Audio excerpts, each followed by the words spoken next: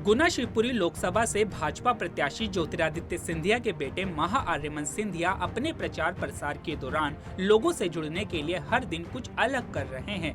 दरअसल महाआर्यमन सिंधिया शनिवार को बमोरी विधानसभा के शेखपुर गांव में पहुंचे और जनसंपर्क किया। इस दौरान महाआर्यमन ने एक आदिवासी के घर में भोजन बनाया और ग्रामीणों के साथ बैठकर भोजन भी किया। ये सब कुछ देखकर वहां मौजूद लोग हैरान थे। मीडिया रिपोर्ट के अनुसार महाआर्यमन सिंधिया ममता आदिवासी नाम की एक महिला के घर ग्रामीणों के साथ पहुंचे, जहां उन्होंने महिलाओं के साथ खाना बनाया, फिर ग्रामीणों के साथ बैठकर भोजन भी किया। महाआर्यमन सिंधिया के इस अंदाज को देखकर ग्रामीण भी चकित रह गए। इतना ही नहीं, उन्होंने महिलाओं को पालक की सब्जी बनाने की विधि बताते हुए सब्जी भी बनाई। महाआर्यमन को सब्जी बनाना आता है, इस बात से महिलाएं भी हैरान हो गई। इसके बाद महाआर्यमन सिंधिया आदिवासी परिवारों के साथ बैठे रहे, जहां महिलाओं ने ढोलक बजाकर गीत गाया। इस दौरान महाआर्यमन ने भी महिलाओं के साथ ताली बजाकर उनका साथ दिया। इसके बाद महाआर्यमन ने मीडिया से बातचीत करते हुए क्या कुछ कहा, देखिए ये वीडियो। बहुत मज़ा आ रहा है हमारे आदिवासियों के बीच में समय बिताना।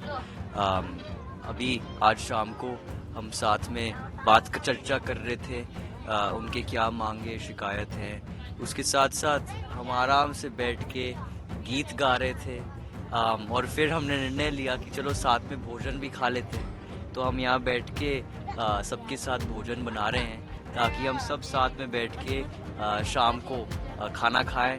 और जब आप साथ में खाना खाते हैं तो आप लोगों के बीच में प्यार विश्वास बढ़ता है। खाना एक अनेक चीज़ है जिसके द्वारा जो किसी व्यक्ति का संबंध जो है और मजबूत होता है। तो मैं हमेशा अपने दोस्तों अपने परिवार के साथ हमेशा खाना बनाता हूँ और उनके साथ खाता हूँ क्योंकि उसमें कुछ अलग मज़ा है।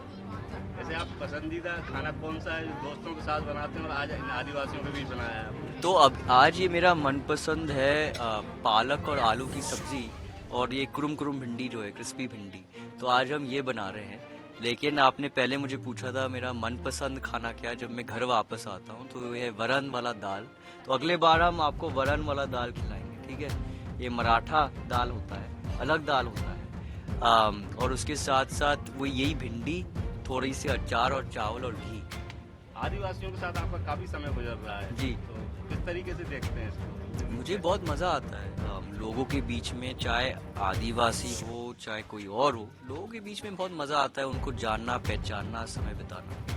तीसरे चरण का मतदान नजदीक है, 7 मई को गुना लोकसभा के लिए वोट डाले जा रहे हैं। जी। ऐसे में लोग कह रहे हैं कि सिंधिया परिवार इस बार कुछ ज्यादा मेहनत कर रहा है, ऐसा क्यों? ऐसे आपको लग रहा है, लेकिन हम हमेशा इतने ही मेहनत करते हैं और हमेशा अपनी जो जनता है परिवार है उसके बीच में रहते हैं। तो इस साल कोई कुछ अलग नहीं है। इस बार मेरे पास और समय है क्योंकि मैं कॉलेज से भी वापस आया, तो मेरे पास अपनी जनता के बीच में बिताने के लिए और समय है। तो आपको इसलिए लग रहा होगा कि मैं और इसमें एफर्ट डाल रहा हूँ। आपके पिता ज्योतिरादित्य सिंधिया राजनीति में एक बहुत बड़ा नाम है। ऐसे में आप चाहते तो दूसरी फील्ड चुन सकते थे, लेकिन आपने ग्रामीण क्षेत्रों में आकर सेवाएं करना, जन सेवा में लगे, तो क्या सक्रिय राजनीति है? नहीं, ये राजनीति नहीं है। ये मैंने जैसे कहा, ये हमारे दिल से आता है। लोगों के बीच में बैठना, समय बिताना, ये चीज़ जो है दिल से आना चाहिए। ये एक रोज़गार की तरह नहीं देखना चाहिए आपको। वैसे आप जानते हैं कि मेरा जो फोकस है मेरे स्टार्टअप पे है, लेकिन उसके साथ साथ इस परिवार के साथ साथ कहीं और जिम्मेदारी भी आती है। हमने सालों से पीढ़ियों से वादा किया है और कसम खाई है कि हम अपनी जनता की रक्षा करेंगे और उनको एक सुरक्षित मंच देंगे आगे बढ़ने के लिए। तो वो वादा और वो कसम भी हम निभाना चाहते हैं। आप एक युवा हैं, 2 चरण का मतदान निपट चुका है, तीसरे चरण का मतदान होना है। चुनाव के दौरान देखा जा रहा है कि युवाओं को लेकर के, उनके रोजगार को लेकर बात होने की जगह एक दूसरे पर टीका टिप्पणी हो रही है। इस तरीके से आप किस तरीके से देखते हैं? देखिए, मैं इन सब चीज़ों के बीच में नहीं आता है। मैं अपने जनता के बीच में जो उनकी मांग है मैं उन पे फोकस करता हूँ और मैं चाहता हूँ कि बहसबाजी से कुछ नहीं होगा। हम साथ में बैठ के अगर समाधान निकालें और आगे साथ में बढ़े, ये हमारी संस्कृति है, तो हम इसको आगे बढ़ाना चाहते हैं। आपका लोकसभा क्षेत्र विकास का मॉडल बने, इसको लेकर आप क्या संभावना देखते हैं, क्या कुछ बहुत बड़े संभावना हैं। आप जानते हैं मेरे पिता श्री ज्योतिरादित्य सिंधिया बहुत मेहनत करते हैं अपने लोगों के लिए।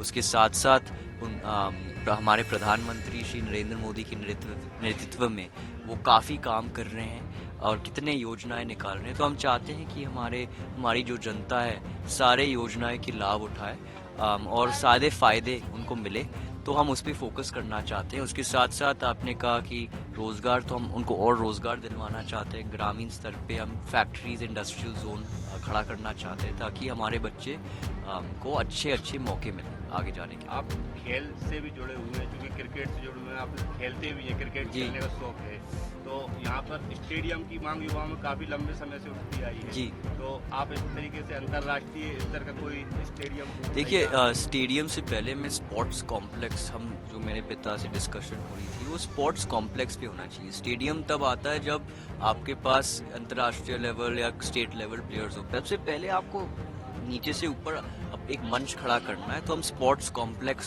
शुरू करना चाहते हैं जिसमें अनेक स्पोर्ट्स हो, ताकि हमारे बच्चों को अलग अलग स्पोर्ट्स खेलने का मौका मिले और वो आगे जाके अलग अलग विभिन्न खेलों में इस क्षेत्र को रोशन करे। उसके बाद अगला स्टेप है स्टेडियम बनाना। आपको बता दें कि महा आर्यमन सिंधिया इससे पहले 2 बार ग्रामीणों के घर खाना खाने के साथ बैलगाड़ी और ट्रैक्टर चलाते नजर आ चुके हैं, जिससे वह खूब सुर्खियों में रहे थे।